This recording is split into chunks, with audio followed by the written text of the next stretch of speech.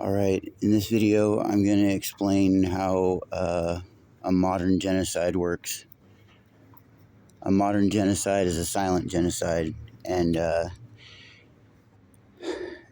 this is how it works here at Home Depot, okay? The homeless people, myself being one of those unfortunates, we have nowhere to charge our phone, right? In this entire, handful of miles around us, radius, there's nowhere to charge your phone. There's literally maybe 3 spots, besides Home Depot, that are super scattered, and you will always get either police telling you to leave, or the business will tell you to leave. So anyway, that being said, we are baited into certain areas where then a bioweapon is basically just spewed onto us, for lack of a better term.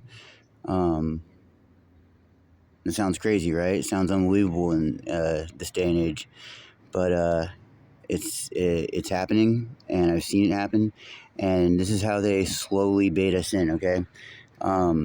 Obviously, this spot behind the barbecues was the best outlet to charge at, and for the last maybe 6 months I've been charging here, and every once in a while a security guard will come by and ask me to leave, especially if I'm here during store hours. But a lot of times I'll just come here overnight and charge.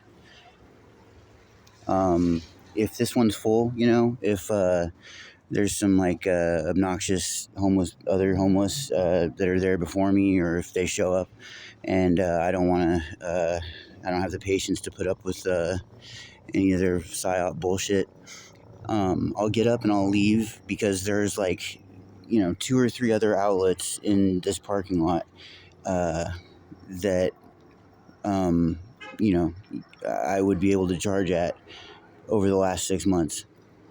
Well, check this out. In the last couple days, I just realized that every single outlet that I would normally charge at is now not working. No power whatsoever. Behind the barbecues, nope. Over by the rental U-hauler things, nope. This light pole right here, nope. No more power. But strangely, they left one outlet with power running. That's the power outlet that is over here, furthest away from the store, in the outskirts of the parking lot. Far away, as far as possible, as if something nefarious would be going on over there, that maybe they wouldn't want any blowback to affect them. I think there's some other individuals over there that I would rather just be left alone right now, so I'm not going to actually go up to the outlet. But I will tell you that, the fact that there's somebody there right now proves that the outlet is working. They left one outlet on, and not only that, the other day, as I was charging there, right after I plugged in, a semi-truck pulled up real abruptly right next to me and released what sounded like an air brake, but it was excessively loud, extremely loud, much louder than a normal air brake. And it was an unmistakable sound of highly compressed air being spewed out in the area. And it lasted, a few seconds, not just like a quick little, but like a large blast of some kind of substance that severely affects my heart rate, my breathing, my dizziness, my mental ability. It creates extreme mental fog. I get shaky as if I drank a bunch of coffee on an empty stomach. And And at this point now, every time this happens to me, I also, you know, I have to deal with trying to mitigate unimaginable rage, unprecedented levels of anger, and I don't know. I'm working on it right now. I'm trying to, I'm trying to study like. I'm honestly, not to sound like corny or anything, and it shouldn't sound corny. I'm actually studying like uh, models of Christ figures like Jesus, um, and I think the key to dealing with whatever this is, I mean, not whatever, it's the key to dealing with this. In my face, fucking in broad daylight public genocide that I can do nothing about.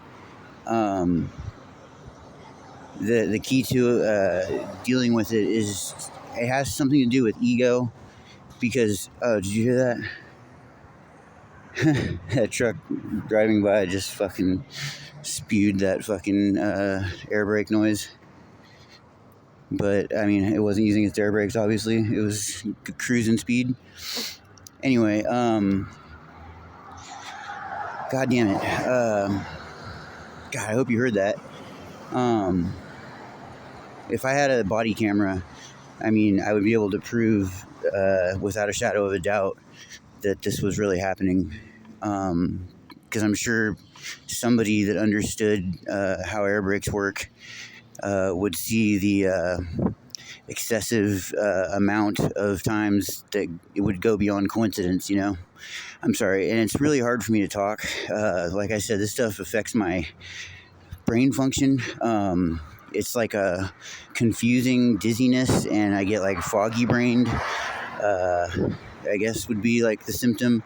I say a lot and like, and I sound stupid, and so it really goes with the whole, you know, uh, make everyone look like fucking loser, piece of shit, homeless people, and everyone can just assume that they're on drugs, and you know their lives are worthless, and it's much easier to forget about them that way once they get wiped out.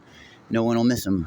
I guess is like it must be their line of reasoning. That's like what I'm assuming. I mean, it seems like a pretty evil, albeit genius plan, you know, because it seems to be working, and there really is no defense.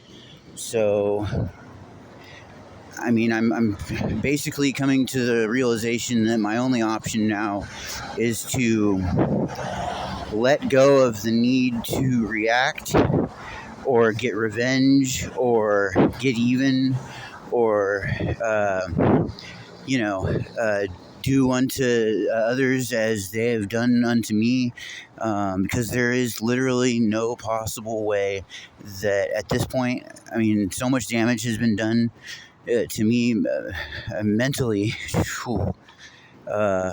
Just, I mean, trauma beyond trauma. It's just unimaginable.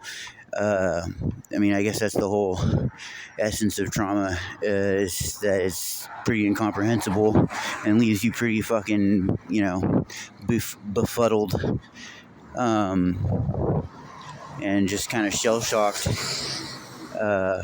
by life, you know, like fucking. To say like shit's gotten crazy is just like total understatement, and then to have no avenue at all to like talk about it in real life or to like explain it. Like, there's no way that other people aren't noticing this, but very few people understand what I'm talking about when I talk about it, and even them, I get the feeling that they're shining me on, or they're purposely minimizing it or purposely ignoring what I'm saying for the most part. Anyway, I'm starting to run out of my breath here just walking and talking, and I also noticed that the air today or tonight around the parking lots here where I am is fucking like, it feels like I'm on top of Mount Everest. Like I can't breathe, and I'm just really short of breath everywhere I go. And I wonder if there's like an area I could reach or get to where I would get out of the reach of whatever is in the air preventing me from fucking breathing properly. But I just had to explain that thing about the outlets. Um, I've tried to get creative with other ways to charge in other places where, I'm not just a sitting duck, for them to just fucking, blatantly fucking, just, God damn it. Okay, I'm getting too mad. I'm getting too mad just talking about it. But, for those of you that would like to gaslight me and, shills for the powers that be, please explain why Home Depot would just forget to turn off one of the outlets when, they went way out of their way to fucking deliberately turn off like every single other one. And, you'd think they would remember when they still see like a bunch of homeless people charging after they turned off the other outlets. But yet they still leave it on, and it's been a few days and it's still on. So that's like a fucking lightweight trap, and literally those trucks are moving through there all day long. And it's not just trucks, it's also these like large buses that come from Modesto twice a day, 24/7. Even on holidays, on Christmas, there was a bus full of Mexicans just getting off the bus. And this goes on every single day.